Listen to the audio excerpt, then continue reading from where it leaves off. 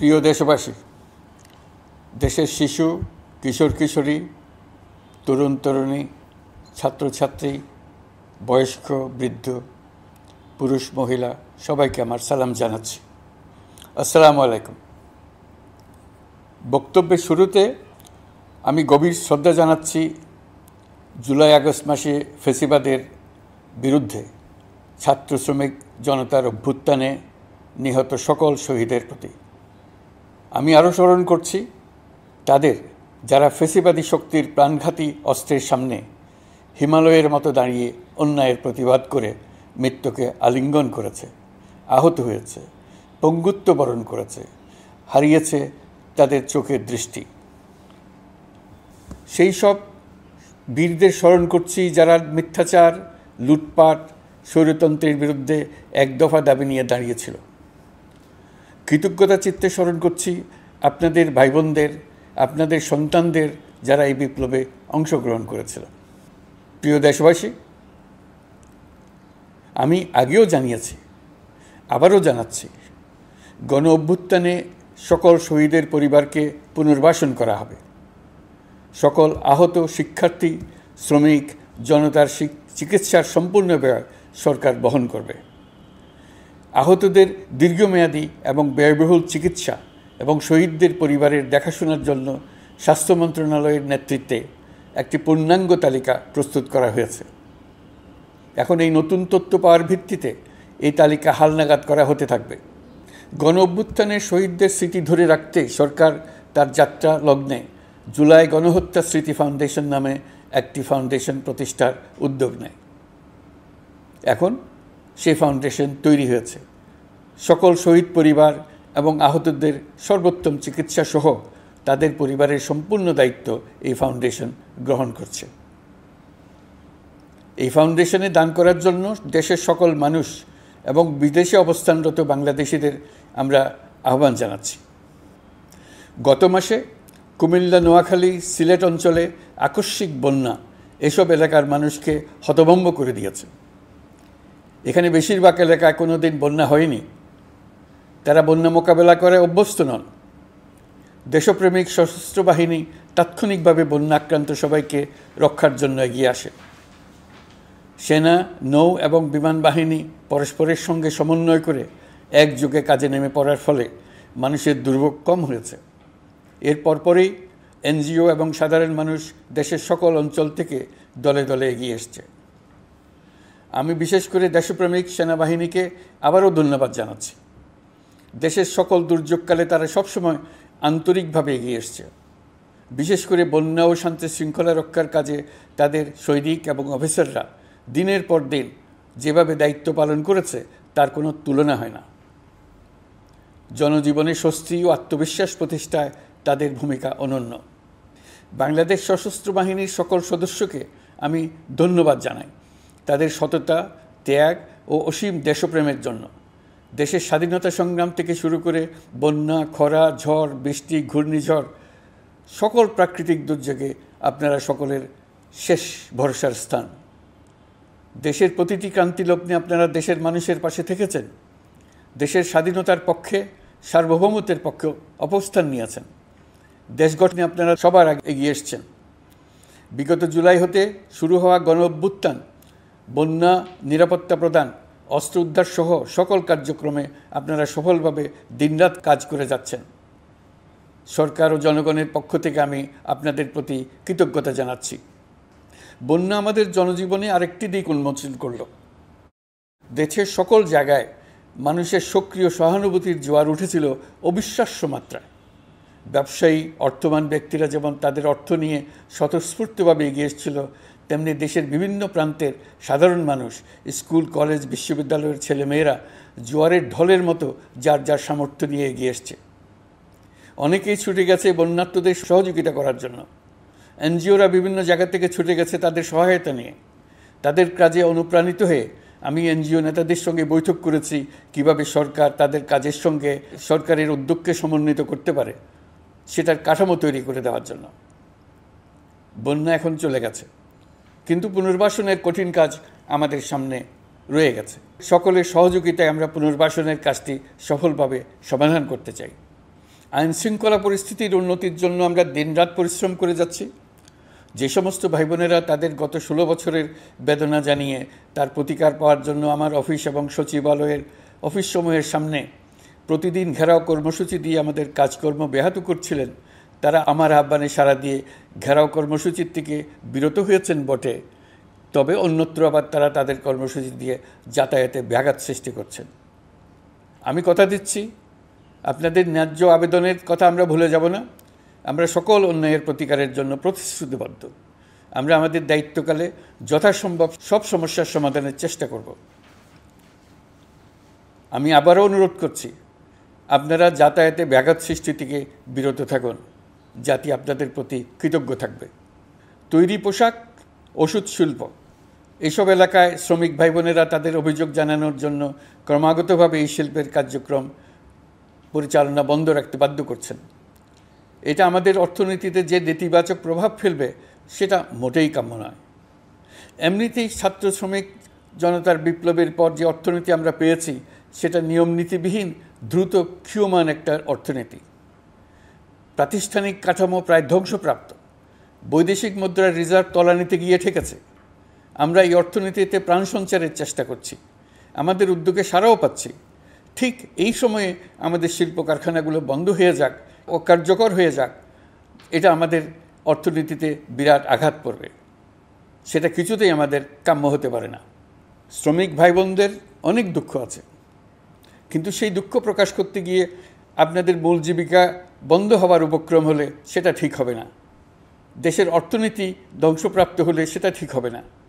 শ্রমিক মালিক উভয়ের পক্ষে আলোচনা করে এসব সমস্যার সমাধান আমরা অবশ্যই বের করব। আপনারা কারখানা খোলা রাখুন, অর্থনীতির চাকা সচল রাখুন, দেশের অর্থনীতিকে সোজা হয়ে দাঁড়াতে দিন। আমরা আপনাদের সমস্যার স্থায়ী সমাধান বের করার জন্য সর্বশক্তি প্রয়োগ করব। মালিক পক্ষের কাছে আমাদের আবেদন, আপনারা শ্রমিকদের সঙ্গে বোঝাপড়া করুন, কারখানা সচল রাখুন, অর্থনীতির দুর্বল স্বাস্থ্যকে সবল করে তুলুন। ওষুধ শিল্প এবং তৈরি পোশাক শিল্প দেশের গৌরব। এর মাধ্যমে আমাদের শ্রমিক ভাই বোনেরা তাদের কর্মকুশলতা বিশ্বকে মুগ্ধ করেছে। এর সাফল্য এখন থমকে আছে।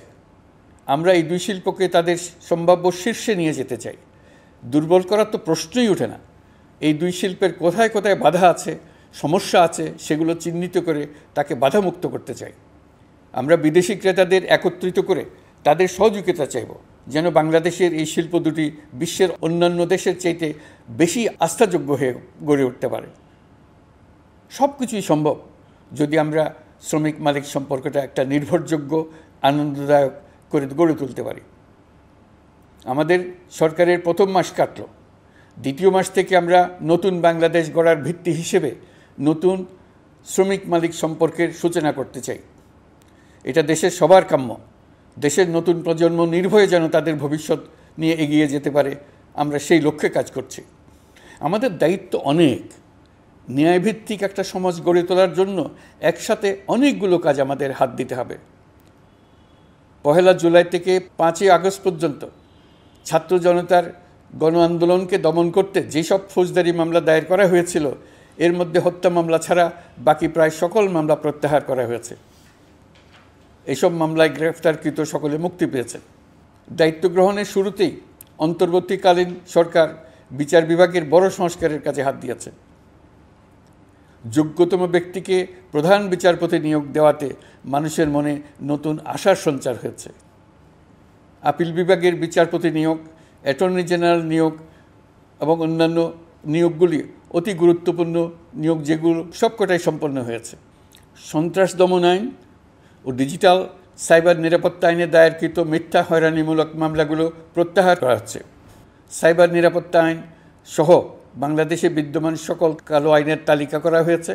অতি সত্বর এই সকল কালো আইন বাতিল ও প্রযোজ্য ক্ষেত্রে সংশোধন করা হবে। সাংবাদিক সাগর রনি হত্যাকাণ্ড সহ বহুল আলোচিত 5টি হত্যাকাণ্ডের তদন্ত ও বিচার অগ্রাধিকার ভিত্তিতে ও দ্রুততম সময়ে নিষ্পত্তির জন্য সহায়তা প্রদান করা হচ্ছে। সম্প্রতি আমরা বলপূর্বক গুম থেকে সকল ব্যক্তির সুরক্ষার জন্য আন্তর্জাতিক কনভেনশনের সনদে স্বাক্ষর করেছি। ফলে স্বৈরাচার দ্বারা প্রতিষ্ঠিত গুম সংস্কৃতির সমাপ্তি ঘটানোর জন্য আন্তর্জাতিকভাবে আমরা প্রতিজ্ঞাবদ্ধ হলাম। এছাড়া আমরা ফেসিবাদ শাসনের 15 বছরে গুমের প্রতিটি ঘটনা তদন্ত করার জন্য পৃথক একটা কমিশন গঠন করছি। যেসব পরিবার তাদের নিখোঁজ পিতা, স্বামী, পুত্র এবং ভাইদের পাওয়ার জন্য বছরের পর বছর যন্ত্রণার সাথে অপেক্ষা করছেন, আমরা আপনাদের বেদনায় সমব্যথী। আয়নাঘরগুলো বন্ধ করে দেওয়া হয়েছে এবং সেই সাথে বের হয়ে আসছে ফ্যাসিস্ট হাসিনা সরকারের গুমের শিকার ভাই বোনদের কষ্ট ও যন্ত্রণা গাথা। আমাদের তরুণ প্রজন্মের ভবিষ্যৎ যেন উজ্জ্বল হয়, সেটা নিশ্চিত করতে শিক্ষা ব্যবস্থার দিকে আমাদের পূর্ণ নজর রয়েছে। ইতিমধ্যে প্রথম শ্রেণী থেকে দ্বাদশ শ্রেণী পর্যন্ত বর্তমানের ত্রুটিপূর্ণ শিক্ষাক্রম পরিবর্তন করা হয়েছে। বই সংশোধন ও পরিমার্জনের কাজ শেষ পর্যায়ে আছে। এই সংস্কারের কাজ অব্যাহত থাকবে। বিশ্ববিদ্যালয়সমূহের উচ্চ প্রশাসনিক পদগুলো পূরণ করে শিক্ষা কার্যক্রম স্বাভাবিক করার কাজ দ্রুত গতিতে এগিয়ে চলেছে। বেসরকারি শিক্ষা প্রতিষ্ঠানগুলোর পরিচালনা বোর্ডে দখলদারিত্বের রাজনীতি বন্ধ করার ব্যবস্থাও নেওয়া হয়েছে। আপনারা নিশ্চয় লক্ষ্য করেছেন, আমাদের প্রথম মাসে দেশের প্রায় সকল বিশ্ববিদ্যালয়ের উপাচার্য এবং উপাচার্য মহোদয়গণ পদত্যাগ করেছেন। উচ্চশিক্ষার ক্ষেত্রে এটা বিরাট শূন্যতার সৃষ্টি করেছে। প্রথম মাসে আমরা ক্রমাগতভাবে প্রতিটি বিশ্ববিদ্যালয়ে সবার কাছে গ্রহণযোগ্য এমন উপাচার্য এবং উপাচার্য নিয়োগ দেওয়ার কাজ শুরু করেছে। এর ফলে সকল সরকারি এবং বেসরকারি বিশ্ববিদ্যালয়গুলোতে নতুন উদ্যমে কাজ শুরু করার পরিবেশ সৃষ্টি হয়েছে। সংবাদ মাধ্যম ও মত প্রকাশের পূর্ণ স্বাধীনতা ইতিমধ্যে নিশ্চিত করা হয়েছে। আমরা সবাইকে বলে দিয়েছি, আপনারা মন খুলে আমাদের সমালোচনা করুন, আমরা সবার মতামতের প্রতি শ্রদ্ধাশীল। মিডিয়া যাতে কোনো রকম বাধা বিপত্তি ছাড়া নির্বিঘ্নে তাদের কাজ করতে পারে, সেজন্য একটা মিডিয়া কমিশন গঠন করা সরকারের সক্রিয় বিবেচনাধীন। আরও যেসব কমিশন সরকার সহ অন্য সবাইকে জবাবদিহিতার আওতায় আনতে পারে, আমরা তাদের পুনর্গঠন ও সংস্কারের উদ্যোগ নিয়েছি, যাতে তারা আরও শক্তিশালী হয়, জনকল্যাণে কাজ করে। দায়িত্ব গ্রহণের পর বিভিন্ন দেশের সরকার প্রধান টেলিফোনে এবং শুভেচ্ছা বার্তা পাঠিয়ে আমাকে অভিনন্দন জানিয়েছেন। বিভিন্ন দেশের রাষ্ট্রদূত এবং হাই কমিশনারবৃন্দ আমার সাথে সাক্ষাৎ করে দ্বিপাক্ষিক সহযোগিতা বৃদ্ধির আশ্বাস দিয়েছেন। আমার অনুরোধে সংযুক্ত আরব আমিরাতের 57 জন বাংলাদেশি যারা ফ্যাসিবাদ বিরোধী বিক্ষোভে অংশগ্রহণ করা বিভিন্ন মেয়াদে কারাদণ্ডে দণ্ডিত হয়েছিলেন, তাদের সাধারণ ক্ষমা ঘোষণা করেছেন সে দেশের সরকার। ইতিমধ্যে তাদের কয়েকজন দেশে ফিরে এসেছেন। এই ক্ষমা প্রদর্শন ছিল অতি বিরল একটি ঘটনা। এই জন্য আমি সংযুক্ত আরব আমিরাতের রাষ্ট্রপতি শেখ মোহাম্মদ বিন জায়েদ আল নাহিয়ানকে ধন্যবাদ ও কৃতজ্ঞতা জানিয়েছি আপনাদের সবার পক্ষ থেকে। যে সমস্ত সরকার প্রধানের সঙ্গে আমার টেলিফোনে যোগাযোগ হয়েছে, তাদের মধ্যে রয়েছেন ভারতের প্রধানমন্ত্রী নরেন্দ্র মোদী, পাকিস্তানের প্রধানমন্ত্রী শাহবাজ শরীফ। আমরা ভারত এবং অন্যান্য প্রতিবেশী রাষ্ট্রসমূহের সঙ্গে সুসম্পর্ক চাই, তবে সেই সম্পর্ক হতে হবে ন্যায্যতা এবং সমতার ভিত্তিতে। ভারতের সাথে আমরা ইতিমধ্যে বন্যা মোকাবেলায় উচ্চ পর্যায়ে দ্বিপাক্ষিক সহযোগিতার আলোচনা শুরু করেছি। দক্ষিণ এশিয়ায় আঞ্চলিক সহযোগিতা বৃদ্ধির লক্ষ্যে আমি সার্ক রাষ্ট্রগোষ্ঠী পুনর্জীবিত করার উদ্যোগ নিয়েছি। আমরা চাই আমাদের দেশ যেন একটি গণতান্ত্রিক দেশ হিসেবে বিশ্বের কাছে সম্মানের সাথে পরিচিত হয়। দেশের পরিকল্পনা যেন দেশের মানুষকেন্দ্রিক হয়, কোনো নেতা বা দলকেন্দ্রিক না হয়। আমরা স্বৈরাচারী হাসিনা সরকারের অহেতুক কোটি কোটি টাকা ব্যয়ের প্রকল্প বাস্তবায়িত হতে দেখেছি, যেগুলো কখনোই দেশের মানুষের জন্য ছিল না, বরং এর সাথে জড়িত ছিল কুৎসিত আমিত্ব এবং বিশাল আকারের চুরি। চলমান এবং প্রস্তাবিত সকল উন্নয়ন প্রকল্পগুলোর যাচাই বাছাই করার কাজ ইতিমধ্যে আমরা শুরু করেছি। প্রকল্প বাস্তবায়নের পর্যায় বিবেচনা করে বাকি কাজে ব্যয়ের সাশ্রয় এমনকি প্রয়োজন মতে তা বাতিল করার কথা বিবেচনা করা হবে। দেশের মানুষকে আর ফাঁকি দেওয়া চলবে না। কর্মসংস্থান তৈরি করবে এমন প্রকল্পগুলোকে আমরা অগ্রাধিকার দেব। লুটপাট ও পাচার হয়ে যাওয়া অর্থ ফিরিয়ে আনার উদ্যোগ আমরা নিয়েছি। আর্থিক খাতে শৃঙ্খলা ফিরিয়ে আনতে একটা ব্যাংকিং কমিশনও গঠন করার উদ্যোগ নেওয়া হয়েছে। বিভিন্ন ব্যাংকের পরিচালনা পরিষদ পুনর্গঠন করা হয়েছে। ব্যাংকিং খাতে এই এক মাসে বিরাট পরিবর্তন এসেছে, আপনারা নিশ্চয়ই সেটা লক্ষ্য করেছেন। আমরা এই খাতে নিয়মনীতি প্রতিষ্ঠা করতে পেরেছি। আরও অনেক কাজ বাকি রয়ে গেছে। প্রথম মাসের কাজ হিসেবে শুধু প্রধান কাজগুলো করেছি, তার সঙ্গে রয়েছে আরও অনেক পরবর্তী কাজ। ফ্যাসিবাদী সরকার লুটপাট করার জন্য নতুন করে 60,000 কোটি টাকা ছাপিয়ে বাজারে ছাড়ার কারণে মুদ্রাস্ফীতির শিকার হয়েছে দেশের মানুষ। এই অতুলনীয় মুদ্রাস্ফীতি নিয়ন্ত্রণ অন্তর্বর্তী সরকারের অন্যতম প্রধান লক্ষ্য। মুদ্রাস্ফীতি নিয়ন্ত্রণের লক্ষ্যে পলিসি সুদের হার বৃদ্ধি করে 9% উন্নীত করা হয়েছে। মূল্যস্ফীতি থেকে সাধারণ মানুষকে সুরক্ষা দেওয়ার উদ্দেশ্যে ওএমএস খাদ্যবান্ধব কর্মসূচি সহ সুলভ মূল্যে প্রান্তিক মানুষের কাছে নিত্য প্রয়োজনীয় দ্রব্য সরবরাহ চলমান রাখা হয়েছে। মূল্যস্ফীতি মোকাবেলায় চলতি অর্থ বছরে চাল ও গম আমদানির জন্য 5,800 কোটি টাকা, আভ্যন্তরীণ সংগ্রহের জন্য 8,900 কোটি টাকা এবং খাদ্য ভর্তুকির 3টি প্রোগ্রামের জন্য 7,360 কোটি টাকা বরাদ্দ রাখা হয়েছে। বিভিন্ন স্টেক হোল্ডারের সাথে সভা করে মূল্যস্ফীতি নিয়ন্ত্রণের করণীয়সমূহ চিহ্নিত করা হয়েছে। পরিচালন ও উন্নয়ন ব্যয় যৌক্তিক পরিমাণে হ্রাস করার জন্য কার্যক্রম গ্রহণ করা হয়েছে। কৃষিপণ্য উৎপাদনের জন্য সার আমদানির ক্ষেত্রে প্রয়োজনীয় বৈদেশিক মুদ্রার সরবরাহ নিশ্চিত করার পদক্ষেপ নেওয়া হয়েছে। প্রকৃত চাষিগণ যাতে কৃষি ঋণ পেয়ে থাকেন তা নিশ্চিত করার উদ্যোগ নেওয়ার পাশাপাশি কৃষি ঋণের পরিমাণ বৃদ্ধি করা হয়েছে। মার্কিন ডলারের বিপরীতে টাকার বিনিময় হার স্থিতিশীল রাখার লক্ষ্যে বৈদেশিক মুদ্রার বিনিময় হারকে বাজারভিত্তিক করা হয়েছে। কালো টাকা সাদা করার অনৈতিক অনুমতি বাতিল করা হয়েছে। বৈদেশিক মুদ্রার রিজার্ভ বৃদ্ধি করতে বিভিন্ন উন্নয়ন সহযোগীদের কাছ থেকে বাজেট সাপোর্ট চাওয়া হয়েছে। আন্তর্জাতিক মুদ্রা তহবিল থেকে অতিরিক্ত 3 বিলিয়ন মার্কিন ডলার, বিশ্বব্যাংক থেকে অতিরিক্ত 1 বিলিয়ন ডলার, জাইকা থেকে অতিরিক্ত 1 বিলিয়ন মার্কিন ডলার প্রদানের অনুরোধ করা হয়েছে। রূপপুর পারমাণবিক বিদ্যুৎ কেন্দ্র নির্মাণ প্রকল্পের অগ্রিম অর্থ পরিশোধ এবং বকেয়া পাওনা নিয়ে রাশিয়ান ফেডারেশনের সাথে অর্থ মন্ত্রণালয়ের আলোচনা চলছে। পাইপলাইনে থাকা 48 বিলিয়ন মার্কিন ডলার বৈদেশিক সহায়তা ব্যবহারের উদ্যোগ নেওয়া হয়েছে। মেগা প্রকল্পের নামে লুটপাট বন্ধের পাশাপাশি স্বাস্থ্য ও শিক্ষা খাতে বরাদ্দ বৃদ্ধির পরিকল্পনা গ্রহণ করা হয়েছে। বৈদেশিক মুদ্রার রিজার্ভের উপর চাপ কমানোর লক্ষ্যে রাশিয়া এবং চীন থেকে প্রাপ্ত ঋণের সুদের হার কমানো এবং ঋণের মেয়াদ বৃদ্ধির জন্য অনুরোধ জানানো হয়েছে। সকল উন্নয়ন সহযোগীদের সাথে সম্পর্ক আরও নিবিড় করার উদ্যোগ নেওয়া হয়েছে। সকল অর্থনৈতিক সূচক এবং পরিসংখ্যানের প্রকৃত মান বা সংখ্যা প্রকাশের জন্য নির্দেশনা প্রদান করা হয়েছে। জিডিপি, মূল্যস্ফীতি ইত্যাদি সঠিক উপাত্ত সংগ্রহ, প্রাক্কলন ও প্রকাশের জন্য নির্দেশনা দেওয়া হয়েছে। জাতীয় রাজস্ব বোর্ড এবং অর্থ বিভাগের রাজস্ব আয় সম্পর্কিত উপাত্তের মধ্যে পার্থক্য নিরসনে উদ্যোগ নেওয়া হয়েছে। প্রকৃত রপ্তানি আয় নিরূপণ এবং প্রকাশের নির্দেশনা দেওয়া হয়েছে। জাতীয় রাজস্ব বোর্ডের অটোমাইজেশনের লক্ষ্যে পরিকল্পনা গ্রহণ করা হয়েছে। পুঁজিবাজারকে স্বাভাবিক ধারায় ফিরিয়ে আনতে সিকিউরিটি এক্সচেঞ্জ কমিশন পুনর্গঠন করা হয়েছে। নিত্য প্রয়োজনীয় পণ্য সামগ্রী সরবরাহ স্বাভাবিক রাখার নিমিত্তে ব্যবসায়ী, শিল্প মালিক ও ব্যবসায়ী সংগঠনের সাথে সভা করা হচ্ছে এবং তাদের মতামতের ভিত্তিতে বিভিন্ন ব্যবস্থা গ্রহণ করা হচ্ছে। বিদ্যমান মজুদ ও ঘাটতি মূল্যায়ন করে ভবিষ্যৎ চাহিদা পর্যালোচনা করে স্থানীয় উৎপাদন বৃদ্ধির পাশাপাশি আমদানি পর্যায়ে বিভিন্ন জটিলতা দূরীকরণ, বন্দর ও বড় মোকামসহ পরিবহন ব্যবস্থার বিভিন্ন সমস্যা সমাধানে সংশ্লিষ্ট সকল মন্ত্রণালয়, দপ্তর, বিভাগকে প্রয়োজনীয় নির্দেশ দেওয়া হয়েছে। এই জন্য তেল, চিনি, ডিম ও মাংস উৎপাদনকারী বৃহৎ প্রতিষ্ঠানসমূহের সাথে সভা ও মতবিনিময় করা হচ্ছে। নিত্য প্রয়োজনীয় কিছু দ্রব্যাদি যেমন পেঁয়াজ, আলু এসবের দাম আরও কমানোর জন্য বিদ্যমান শুল্ক হার হ্রাসের বিষয়ে এনবিআরকে প্রয়োজনীয় নির্দেশনা দেওয়া হয়েছে। ইতোমধ্যে এনবিআর পেঁয়াজ, আলু ও কতিপয় কীটনাশকের ক্ষেত্রে আমদানি শুল্ক হ্রাস এবং ক্ষেত্র বিশেষে রেগুলেটরি শুল্ক প্রত্যাহার করে এসআরও জারি করেছে।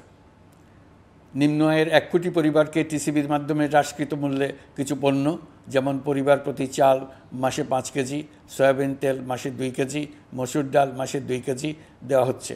এটি সামনের দিনগুলোতে অব্যাহত রাখা হবে। সরকার দায়িত্ব গ্রহণের পর জনপ্রত্যাশা অনুযায়ী বিদ্যুৎ, জ্বালানি ও খনিজ সম্পদ মন্ত্রণালয় হতে বিদ্যুৎ ও জ্বালানির দ্রুত সরবরাহ বৃদ্ধি আইনের অধীনে চলমান সকল প্রকার নেগোসিয়েশন, প্রকল্প বাছাই এবং ক্রয় প্রক্রিয়াকরণ কার্যক্রম আপাতত স্থগিত করা হয়েছে। গত 1.5 দশকে এই আইন ব্যবহার করে লক্ষ কোটি টাকা লুটপাট হয়েছে। বিদ্যুৎ, জ্বালানি ও খনিজ সম্পদ মন্ত্রণালয়ের আওতাধীন কোম্পানিসমূহে অধিকতর স্বচ্ছতা ও জবাবদিহিতা আনার লক্ষ্যে কোম্পানিসমূহের পরিচালনা পর্ষদ পুনর্গঠন করা হয়েছে। প্রকৌশল, ভূতত্ত্ব এবং খনিজ হিসাব বিষয়ে অধ্যয়ন করেছে এমন ছাত্র প্রতিনিধি অন্তর্ভুক্ত করার জন্য উদ্যোগ গ্রহণ করা হয়েছে। এই খাতে অধিকতর সক্ষমতা, গতিশীলতা এবং জবাবদিহিতা নিশ্চিত করার লক্ষ্যে বিশেষজ্ঞগণের সমন্বয়ে একটি কমিটি গঠন করা হয়েছে। জ্বালানি তেলের মূল্য জনপ্রত্যাশা অনুযায়ী সহনশীল রাখতে অকটেন ও পেট্রোলের দাম ৬ টাকা, ডিজেল ও কেরোসিনের দাম ১ টাকা ২৫ পয়সা কমানো হয়েছে। ৩৭ দিন বন্ধ থাকার পর গত ২৫ আগস্ট হতে মিরপুর ১০ ও কাজীপাড়া স্টেশন ছাড়া বাকি সব স্টেশনে মেট্রো রেল পুনরায় চালু করা হয়েছে। ভুয়া মুক্তিযোদ্ধাদের চিহ্নিত করার লক্ষ্যে বিশেষ করে মুক্তিযুদ্ধের সময় যাদের বয়স ১২.৫ বছরের কম ছিল তাদের মুক্তিযুদ্ধ তালিকা হতে বাতিলের জন্য সুপ্রিম কোর্টে লিভ টু আপিলের পদক্ষেপ গ্রহণ করা হয়েছে। মুক্তিযোদ্ধা কল্যাণ ট্রাস্টের আওতাধীন বেদখলকৃত স্থাবর সম্পত্তি উদ্ধারে প্রয়োজনীয় ব্যবস্থা গ্রহণ করা হয়েছে।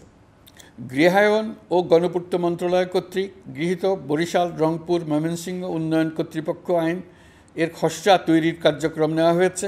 পূর্বাচল নতুন শহর প্রকল্প, ঢাকার আশেপাশে স্যাটেলাইট সিটি নির্মাণের রোডম্যাপ চূড়ান্তকরণের উদ্যোগ নেওয়া হয়েছে। বিধি বহির্ভূত প্রদত্ত প্লট ও ফ্ল্যাটের বরাদ্দ বাতিলের উদ্যোগ নেওয়া হয়েছে। প্রিয় দেশবাসী, আপনাদের আমাদের সন্তানদের জন্য একটি গণতান্ত্রিক বাংলাদেশের রূপরেখা তৈরি করতে আমরা দৃঢ় প্রতিজ্ঞ। আর যেন আমাদের কোনো স্বৈরাচারের হাতে পড়তে না হয়। আমরা যাতে বলতে পারি আমরা একটি গণতান্ত্রিক দেশে বসবাস করি, আমরা যাতে সকলেই দাবি করতে পারি যে এই দেশটি আমাদের, আমরা সেই লক্ষ্যেই কাজ করছি।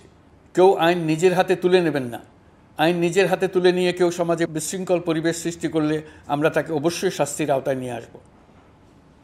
আমরা একটি সাম্প্রদায়িক সম্প্রীতির দেশ। ধর্মীয় সম্প্রীতি বিনষ্ট হয় এমন কোনো কাজ কেউ কোনোভাবেই করবেন না। অতীতে শুধুমাত্র আওয়ামী মতাদর্শী না হওয়ার কারণে ২৮তম থেকে ৪২তম বিসিএস পর্যন্ত বিপিএসসি কর্তৃক সুপারিশকৃত অনেক প্রার্থী নিয়োগ বঞ্চিত হয়েছেন। ৮ই আগস্ট পরবর্তী সময়ে এর মধ্যে এদের ২৫৯ জনকে নিয়োগ দেওয়া হয়েছে। মাঠ প্রশাসনকে জনবান্ধব এবং দুর্নীতিমুক্ত জবাবদিহিমূলকভাবে গড়ে তোলার জন্য সব ধরনের উদ্যোগ নেওয়া হয়েছে। সরকারি কর্মচারীদের বাধ্যতামূলকভাবে সম্পদ বিবরণী দাখিলের নির্দেশ দেওয়া হয়েছে এবং এটা প্রতি বছর তাদেরকে করতে হবে। ধ্বংস হয়ে পড়া একটা জনপ্রশাসনকে নিয়ে যাত্রা শুরু করেছি। মন্ত্রণালয়গুলোর উচ্চতম পদে যারা নিয়োজিত ছিলেন তারা অনেকে দায়িত্ব ছেড়ে চলে গেছেন কিংবা পদে থাকলেও সহকর্মীদের চাপের মুখে কাজ করতে পারছিলেন না, বাধ্য হয়ে পদত্যাগ করেছেন। আর যারা ১৬ বছরের স্বৈরাচারী শাসনের আমলে পদত্যাগে বাধ্য হয়েছিলেন কিংবা দায়িত্ববিহীন অবস্থায় একই পদে থেকে বাধ্য হয়েছেন, তাদের সবার কথা বিবেচনা নিয়ে জনপ্রশাসনকে নতুন করে দাঁড় করানোই ছিল আমাদের প্রথম মাসে কঠিনতম সময়। আবার সকল সমস্যার সমাধান করে একটি নতুন জনপ্রশাসন কাঠামো দাঁড় করাতে পেরেছি, এটাই আমাদের প্রথম মাসের সবচাইতে বড় অর্জন। আমার বিশ্বাস এই জনপ্রশাসন জনগণের ইচ্ছা পূরণে সর্বোচ্চ অবদান রাখতে পারবে। অতি স্বল্প জনবল নিয়ে দাপ্তরিক কার্যক্রম শুরু করা হলেও প্রথম দিকে বিভিন্ন মন্ত্রণালয় ও বিভাগ থেকে পাঠানো বিবিধ প্রস্তাব দ্রুত গতিতে এবং আইনগত সমস্ত বাধ্যবাধকতা মেনে সিদ্ধান্ত নেওয়া হয়েছে। গত এক মাসে বিভিন্ন মন্ত্রণালয় ও বিভাগ ১৯৮টি অতি গুরুত্বপূর্ণ বিষয়ে সিদ্ধান্ত নিয়েছে। জনপ্রশাসনের ১৩৫ জন অতিরিক্ত সচিব, ২২৭ জন যুগ্ম সচিব এবং ১২০ জন উপসচিবকে পদোন্নতি প্রদান করা হয়েছে। ৫৯টি জেলার জেলা প্রশাসককে প্রত্যাহার করা হয়েছে এবং নতুন ৫৯ জন জেলা প্রশাসককে নিয়োগ দেওয়া হয়েছে। ৬৭ জন কর্মকর্তার চুক্তিভিত্তিক নিয়োগ বাতিল করা হয়েছে। ১০ জন যুগ্ম সচিব, ৮ জন অতিরিক্ত সচিব, ৬ জন সচিবকে ওএসডি করা হয়েছে। বাংলাদেশ পুলিশের ৮০ জন ডিআইজি, ৩০ জন পুলিশ সুপার সহ ১১০ জনকে পদোন্নতি প্রদান করা হয়েছে। ১ জন ডিআইজি, ১ জন এডিশনাল ডিআইজি, ৪ জন পুলিশ সুপারকে চাকরিতে পুনর্বহাল করা হয়েছে।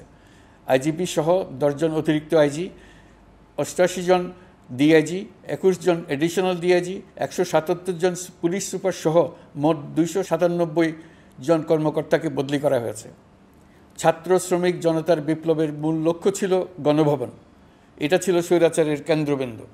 এই সরকার বিপ্লবের প্রতি সম্মান দেখিয়ে গণভবনকে বিপ্লবের জাদুঘর হিসেবে ঘোষণা দিয়েছে। ছাত্র জনতার ক্ষোভকে স্থায়ীভাবে তুলে ধরার জন্য গণভবনের আর কোনো সংস্কার করা হবে না। ছাত্র জনতার ক্ষোভের মুখে তা যে অবস্থায় দাঁড়িয়েছিল সেই অবস্থায় তাকে রাখা হবে। যেসব মূল্যবান সামগ্রী জনতা নিয়ে গিয়েছিল সেগুলো অনেক ফেরত দিয়ে গেছেন। যারা নিয়ে গিয়েছেন তারা নিজেরাই ফেরত দিয়ে গেছেন। তাদের আমরা দেশবাসীর পক্ষ থেকে ধন্যবাদ জানাচ্ছি। আরও কিছু জিনিস পাওয়া যায়নি। যারা নিয়ে গেছেন তাদের কাছে আমাদের অনুরোধ থাকবে তারা যেন এইসব সামগ্রী ফেরত দিয়ে যান। আমরা উল্লেখ করব এইসব বিক্ষুব্ধ জনতা নিয়ে গিয়েছিল কিন্তু বিজয়ের পর তারা আবার জাদুঘরে প্রতি সম্মান দেখিয়ে এগুলো ফেরত দিয়ে গিয়েছেন। আমরা নতুন বাংলাদেশকে একটা পরিবেশ বান্ধব এবং জীববৈচিত্র্যময় দেশ হিসেবে গড়ে তোলার উদ্যোগ নিয়েছি। এটি তরুণদের আকাঙ্ক্ষা, আমাদের সবারই আকাঙ্ক্ষা। সেই লক্ষ্যে আমি প্রথমেই একটি ক্ষুদ্র পদক্ষেপ নিয়েছি। আমার বাসভবন এবং সমগ্র সচিবালয়ে প্লাস্টিকের পানির বোতল ব্যবহার নিষিদ্ধ করেছে। ইতিমধ্যে সুপার শপগুলোতে পলিথিনের শপিং ব্যাগ ব্যবহার বন্ধ করার উদ্যোগ নেওয়া হয়েছে। গত কয়েক দশকে যে পরিমাণ নদী দূষণ হয়েছে, আমরা তা বন্ধ করার উদ্যোগ নিয়েছি। আমরা সংস্কার চাই। আমাদের একান্ত অনুরোধ, আমাদের উপর যে সংস্কারের গুরু দায়িত্ব দিয়েছেন, সেই দায়িত্ব দিয়ে আপনারা দর্শকের গ্যালারিতে চলে যাবেন না। আপনারা আমাদের সঙ্গে থাকুন, আমরা একসঙ্গে সংস্কার করব। এটা আমাদের সবার দায়িত্ব। আপনারা নিজ নিজ জগতে সংস্কার আনুন। একটা জাতির সংস্কার শুধু সরকারের সংস্কার হলে হয় না। আপনি ব্যবসায়ী হলে আপনার ব্যবসায়ী সংস্কার আনুন। ব্যবসায়ী গোষ্ঠীরা তাদের নিজ নিজ সমিতির মাধ্যমে সংস্কার আনুন। সমিতিতে সংস্কার আনুন। নতুন করে সমিতি গঠনতন্ত্র সংশোধন করুন। আপনি শ্রমিক হলে আপনার ক্ষেত্রে আপনি সংস্কার করুন। আপনি রাজনৈতিক নেতাকর্মী হলে আপনার ক্ষেত্রে সংস্কার করুন। আপনি প্রতিষ্ঠান প্রধান হলে আপনার প্রতিষ্ঠানে সংস্কার আনুন। আমি এটাকে সুযোগ হিসেবে গ্রহণ করার জন্য সবাইকে আহ্বান জানাচ্ছি। এই সংস্কারের মাধ্যমে আমরা জাতি হিসেবে নতুনভাবে যাত্রা শুরু করতে চাই। আমাদের এই যাত্রা আমাদেরকে পৃথিবীর একটা সম্মানিত জাতি হিসেবে প্রতিষ্ঠিত করুক, এটাই আমাদের সবার কাম্য, এটাই আমাদের সবার লক্ষ্য। গত এক মাসে আমি বেশ কিছু রাজনৈতিক দলের সঙ্গে পৃথকভাবে বসছি, তাদের সঙ্গে মতামত বিনিময় করেছি। তারা আমাদের উৎসাহিত করেছেন, ছাত্র শ্রমিক জনতার বিপ্লবের লক্ষ্যের প্রতি সমর্থন জানিয়েছেন, সংস্কারের কাজে পূর্ণ সহযোগিতার দেওয়ার আশ্বাস দিয়েছেন। আমি দেশের বিশিষ্ট সম্পাদক বৃন্দের সঙ্গে মত বিনিময় করেছি, তারাও সংস্কারের কাজে পূর্ণ সহযোগিতা দেওয়ার আশ্বাস দিয়েছেন। তারা বিভিন্ন বিষয়ে মূল্যবান পরামর্শ দিয়েছেন। সবার পরামর্শ নিয়ে এখন আমাদের অগ্রসর হওয়ার পালা। আমি বিশিষ্ট ব্যবসায়ীদের সঙ্গে বৈঠক করেছি, তাদের কাছে আমাদের সরকারের লক্ষ্যগুলো ব্যাখ্যা করেছি, তারাও আমাদের লক্ষ্যের সঙ্গে একমত প্রকাশ করেছেন। আপনারা জানেন, ছাত্র শ্রমিক জনতার ঐতিহাসিক জুলাই গণ অভ্যুত্থানের মুখে এবং হাজারো মানুষের আত্মদানের বিনিময়ে বাংলাদেশে ফ্যাসিস্ট সরকারের পতন হয়েছে। এই গণ অভ্যুত্থানের বার্তা ও আকাঙ্ক্ষা বাস্তবায়নের জন্য একটি অভূতপূর্ব সময় ও সুযোগ আমরা এর মধ্য দিয়ে অর্জন করেছি।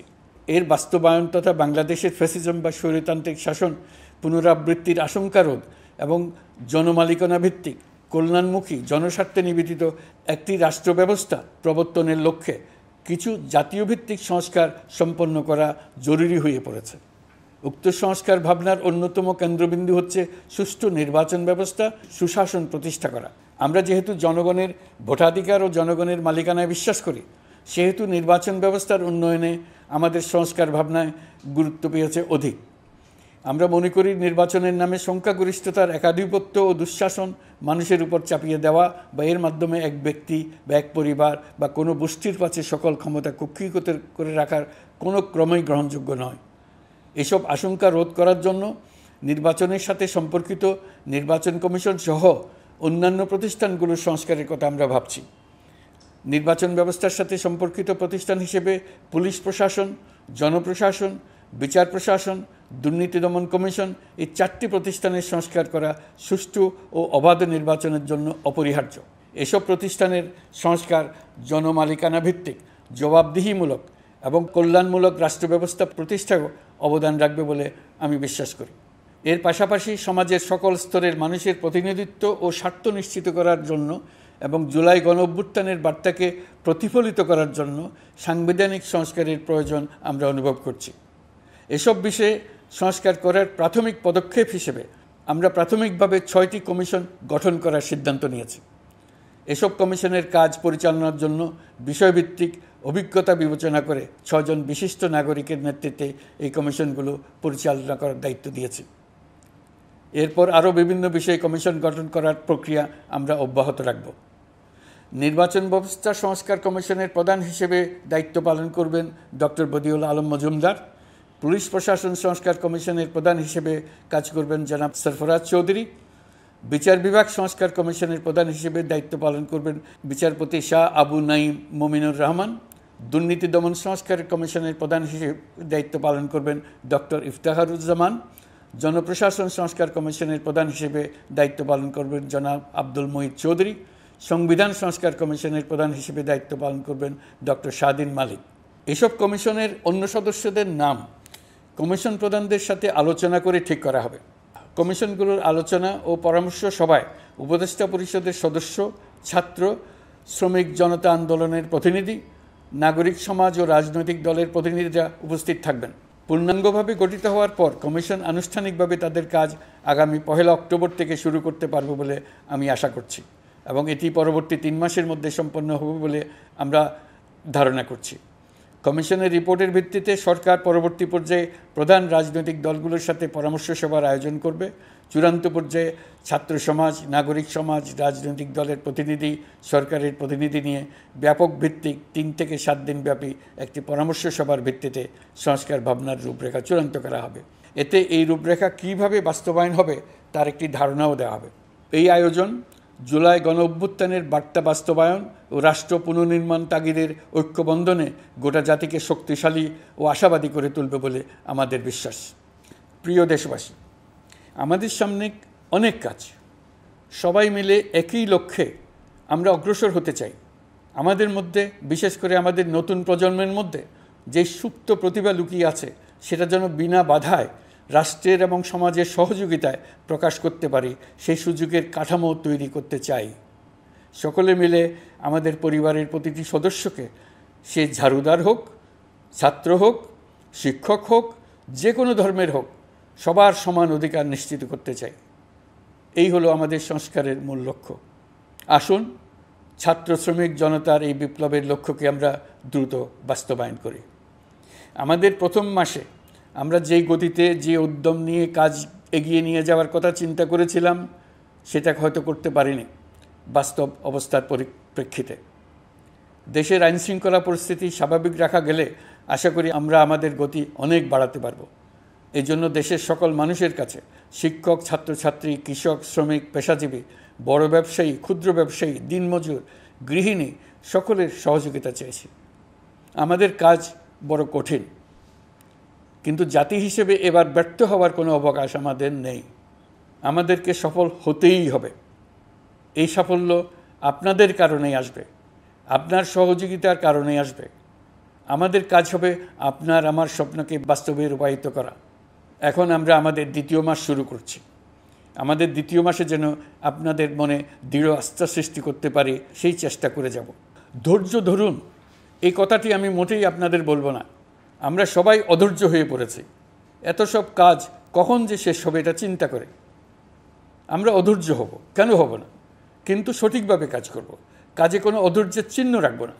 প্রিয় দেশবাসী, দেশের শিশু, কিশোর কিশোরী, তরুণ তরুণী, ছাত্রছাত্রী, বয়স্ক, বৃদ্ধ, পুরুষ, মহিলা, সবাইকে আবারও আমার সালাম জানাচ্ছি। আসসালামু আলাইকুম। আপনাদের সবাইকে ধন্যবাদ জানাচ্ছি। মহান আল্লাহ আমাদের সকলের সহায় হন।